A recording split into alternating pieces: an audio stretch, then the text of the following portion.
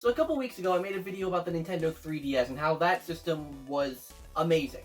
It had a lot of great games, it was really cool, and overall it was just an amazing handheld console. But to me, the 3DS is not my favorite Nintendo handheld. That right gets reserved to the Game Boy Advance SP. Now this is my Nintendo NES Edition one.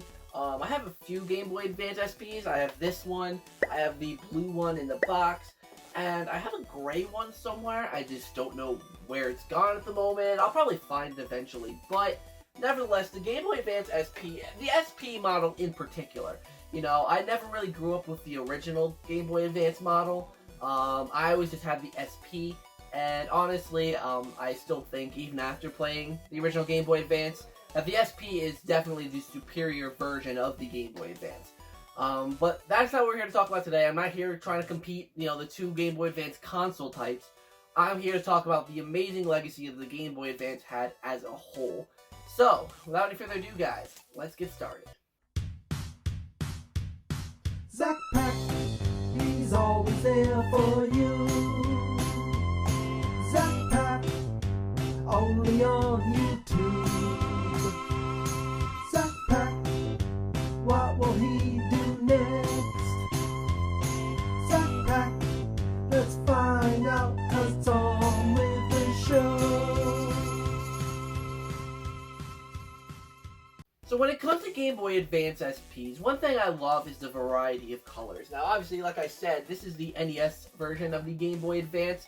It's got the red buttons and the nice texture on the actual Game Boy Advance itself. There's blue, there's red, there's gray. I had a Pikachu one at one point that I lost, which sucks. There were two things that were really revolutionary about the Game Boy Advance SP. The first one, kind of being obvious, is that it's a clamshell device. Now, obviously, with the 3DS and such, we're used to that, but this was the first Nintendo handheld to do it. And honestly, it was revolutionary. It protected your screen. It was just really awesome. Everyone loved the clamshell approach. But secondly, as you can see, there's a backlight in it. Yes, the Game Boy Advance SP has a backlight, which no other Game Boy had before, which was a huge step up for Nintendo. And giving the SP a backlight really made all the difference, really. To me, this is still Nintendo's most portable console. I mean, look how small it is. You could literally hold it with one hand. Like you can't play it with one hand because obviously there's buttons on both sides, but it's so small, you flip it up, you close it, it fits right in your pocket. Definitely Nintendo's most portable console, with the exception of the Game Boy Micro, but that didn't sell well to begin with. But today, I really want to focus on the great games that the Game Boy Advance had. Now, not only am I going to be talking about most of the box games up here, but literally just handfuls of and there's more up there, of just Game Boy Advance games that not all of them I grew up with, but just great games in general. I'm going to get this game out of the way first because it's actually not a Game Boy Advance game, but it's one I did want to talk about because I actually have a lot of nostalgia for this game.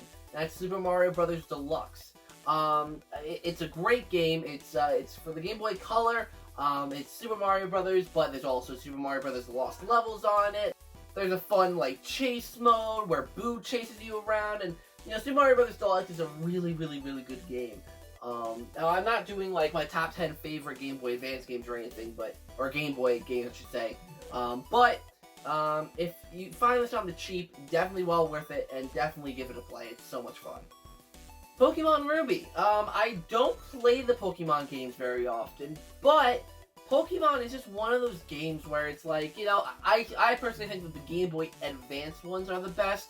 Though Pokemon Gold is my favorite Pokemon. I believe it's in the second gen of Pokemon, but regardless, Pokemon Ruby, I can't really distinguish it from the other Game Boy Advance Pokemon games, to be completely honest. But I just have a lot of nostalgia. By nostalgia, I watch other people play the Game Boy Advance ones a lot, and I honestly might go and give maybe Ruby a playthrough. Though I'm pretty sure that this the battery is ruined on this copy. Maybe I'll bring it to too many games and see if someone could replace the battery for me or something. Golden Sun. Now this game is it's an RPG made by Camelot, aka the same people who've made the Mario Tennis and Mario Golf games. And you really get the vibe of, you know, if you've played the Mario Tennis and Mario Golf games on the Game Boy Advance and played the story mode, you get a lot of those vibes in this game, and it's really, really fun. If you're an RPG fan, definitely well worth your time playing it. And honestly, I'm going to be looking to complete this game at Too Many Games, so hopefully I find the box for it. Speaking of the Mario Tennis and Mario Golf games for the Game Boy Advance, here they are. I have these both complete in box because I honestly love these games.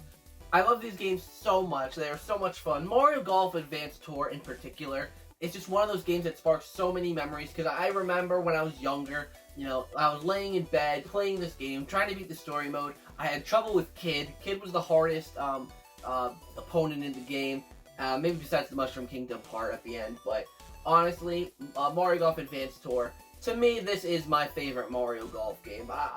There's nothing, I don't know how to explain it. This game is just so good, so much fun. And then Mario Tennis Power Tour. You know, I don't think it's as great as Mario Golf Advance Tour. It still had an amazing RPG element. I liked the story. I liked the characters. Each character felt unique. I think that was a little more apparent in this one than this one. That the characters were a lot better. They were a lot more, I don't say a lot more developed because there wasn't deep or anything, but all the characters you met had personality, and I really, really liked that. And yeah, so both of these games, amazing gems. I literally picked this game up at the game convention for $15, complete in box. So definitely do yourself a favor and pick these two up. Now all of these kind of fall into one category, so I'm going to show them all at the same time. Super Mario World, Super Mario Advance 2, Super Mario Advance, Super Mario, okay, well, I mean, I guess it's really just all of them. Super Mario Advance 1, Super Mario Advance 2, Super Mario World, Super Mario Advance 3, Yoshi's Island, and Super Mario Advance 4, Super Mario Bros. 3. I think it's really weird because it went in a really weird order. Because it went Super Mario Bros. 2, Super Mario World, Yoshi's Island, Super Mario Bros. 3, so I don't know. But all of these games introduced me to those old classics from the NES and from the Super Nintendo. These were the games I played that introduced me to it. Because when I was a kid, I didn't have a Super Nintendo. I didn't have an NES. The oldest system I had was an N64 at one point. So, these games I played through the Game Boy Advance. I didn't play them through the NES. I didn't play them for the Super Nintendo. These were my experiences with these games. And honestly, I still think to this day that this is like the best version of Super Mario Bros. 3. If you have the e-meter cartridge, I believe this box actually comes with them. It has so much content, extra levels and all that stuff, and honestly, very fun. I love all of these games. They're great. Remember when I talked about the Wario games for the GameCube on my top 10 underrated GameCube games list? Here are two more. This is Wario Land 4, and then this is WarioWare Inc. Mega Micro Games, Mega Micro Games. Now this one was the first WarioWare game ever, and I think it did really, really well. It's a lot of fun to play. Highly recommend it. And then Wario Land is a 2D side-scroller game. It's a 2D side-scroller puzzle game, actually. And I don't remember much about this game in particular, but I do remember it being a lot of fun, and actually it looked really good too, so definitely pick these two up. Both of these are relatively cheap. Actually, I nearly forgot, WarioWare Twisted, actually. This game came out not too long, I think it came out maybe a couple years after the first WarioWare Inc., but this one is unique because A, it was in a big box, but B, there was a gimmick where the game cart had like this bulge off of it, and you could twist your Game Boy Advance, and it would that's how you played the micro games. You would twist it. It was like gyro controls, but early 2000s gyro controls. And it actually worked really, really well. I love this game. This was the WarioWare I actually grew up playing on the Game Boy Advance. Not that one. I played this one growing up. And I remember you'd get prizes or something, like orbs, and then you'd use the machine or whatever, get a prize. And they'd be little mini games. I don't remember exactly, but I remember this game being very, very fun. Highly recommend it. This one's also decently cheap. I'll get this one out of the way because it's not an amazing game, but Mario Pinball Land, I felt this one was actually really quirky because it was unique, it was different, and I really like when Nintendo tries to do something unique with their characters, and it was a decently fun game. You know, it wasn't amazing or groundbreaking or anything, but it was pretty cool. Mario Pinball Land, I mean, if you want a little game to sidetrack you for a couple minutes, it's a pretty good game. Banjo-Kazooie Grunty's Revenge. I think this is an underrated game. This game right here is so much fun. It's basically Banjo-Kazooie, but on the Game Boy Advance. And it really felt like Banjo-Kazooie. You'd think it'd be hard to turn a great game like Banjo-Kazooie into a good Game Boy Advance game, but I honestly think it came out really, really well. It's basically the Banjo 3E that we got. And honestly, I can't complain. It's not bad. You know, it's not as amazing as the Banjo-Kazooie games, but it's definitely way better than Nuts and Bolts. I can tell you that. Miles better. Next up, this is another one that's kind of like a nostalgia thing. DK King of Swing. So honestly, I haven't played this game since I was a child. I have it. I got it at Too Many Games last year or a couple years ago, whatever. But I haven't played it yet. And I haven't played this game since I was a kid. But I do remember it being a really cutesy style Donkey Kong game. It wasn't like Donkey Kong Country or anything like that. But you played as Donkey Kong, and I remember you would swing on pegs and grab bananas and jump around levels. And honestly, I remember this game being decently fun. It wasn't like a Donkey Kong Country game, like I said, but it was like, it was something different. Like I said, something unique, and it actually ended up being really, really fun. And I don't know where my copy is, because I believe I have it, but same with Yoshi Topsy Turvy. That game was also relatively unique, relatively fun for the Game Boy Advance. I think it also integrated gyro controls, correct me if I'm wrong there, hence why it was called Topsy Turvy. But, nevertheless, both of those games, unique titles for their respective series, and very fun. Mario Party Advance. This game I got right after I played Mario Party 6. And I went into it thinking it would be like Mario Party 6, but it wasn't. And, you know, if they release this now, like in 2019 for the Nintendo Switch or for the 3DS, I would probably be disappointed. But I actually liked this game back in the day, and let me tell you why. I didn't expect this game to be like Mario Party. I mean, I did expect it, but at the same time, even then when I was younger, I could comprehend that, yeah, Mario Party wouldn't work that well in the Game Boy Advance. It really wouldn't. So, I'm not going to say I'm glad they went this route, but I definitely respect what this game tried to do. It may be slow and boring, and I think it's actually pretty difficult to do, because you're given limited rolls, and you have to get extra rolls, so it's pretty difficult, in my opinion. But, in my opinion, this isn't a bad Mario Party game, and I know a lot of people disagree with that. A lot of people say it's one of their least favorites, but I honestly like this game. Not because it's a good Mario Party game, because it's not a good Mario Party game, but for what it tried to do, I respect it. And the last game I'm going to talk about is Mario & Luigi Superstar Saga. Shout out to Derek's Game World for trading this to me years ago. But this game is actually really nostalgic. I love Mario & Luigi Superstar Saga. Which is, like, I think it's a shame, like, what they've done with the Mario & Luigi games. I think they've kind of, like, they really just turned it into, like a shitting it out kind of series. I would like to see a grand one on the Nintendo Switch, but that's neither here nor there.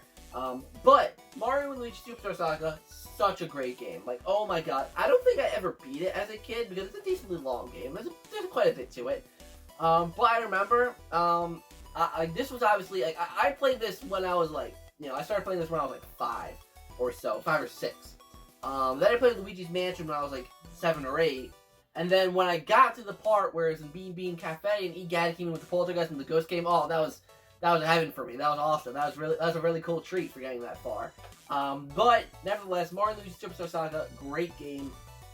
So great that I'm probably not even going to bother getting on the 3DS, because the original to me is just fine.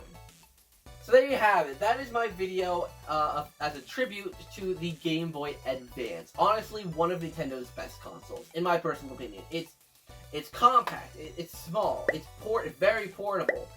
You know, the cartridges, they're not like DS where they're like really, really small and hard and easy to lose. You know, they're a decent size, and I don't know, the Game Boy Advance, I don't want to say it's an overlooked system, because it's definitely popular. It's definitely one of people's favorites. But I think when, like, looking back, this is what made, you know, the DS and the DSi and the 3DS. This is what started that. This is actually the start of the DS line, if you really think about it. Just the DS added the second screen. That's all, like, that's really it. So, I think that console deserves a lot more recognition and a lot more praise than it gets, because this boy right here started a whole line of success for Nintendo called the Nintendo DS. So, I would like to thank you guys so much for watching. I hope you enjoyed this video. If you like this content, if you like the more retro gaming content as opposed to all the Luigi's Mansion content I usually make sure to like, comment, and subscribe down below. I'm trying to offer more variety in my content, as you can see, and I hope it's working out well. So, thank you guys so much for watching, and until next time, I'll see you in the next video.